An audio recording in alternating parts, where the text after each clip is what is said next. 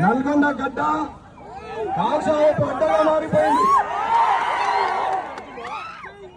ఈరోజు భారతీయ జనతా పార్టీ కార్యకర్తలు, ప్రజలు, మా అక్కలు, చెల్లెళ్ళు, అన్నదమ్ములు అందరూ కూడా చెమట చిందిస్తూ మిట్ట మధ్యాహ్నం ఇంత వేడిలో కూడా రోడ్డు మీద వచ్చి ర్యాలీలో పాల్గొని ఈ కార్యక్రమాన్ని దిగ్విజయం చేసిందంటే కాంగ్రెస్ వాళ్లకు దడదడనే. ఇక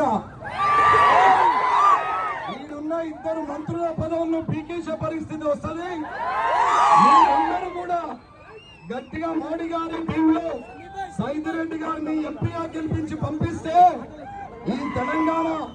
ఈ తెలంగాణలో ఈ నల్గొండ పార్లమెంటులో ఖచ్చితమైన అభివృద్ధి జరుగుతుందనేది తెలియజేస్తున్నాం. అన్నా, ఇక్కడ నల్గొండకు ఎంపీలున్నా లేకున్నా, ఎమ్మెల్యేలున్నా లేకున్నా, లోకల్ బాడీలు, ఎంపీటీసీలు, సర్పంచులు లేకున్నా నేషనల్ హైవే ఇచ్చి 4 లైన్ల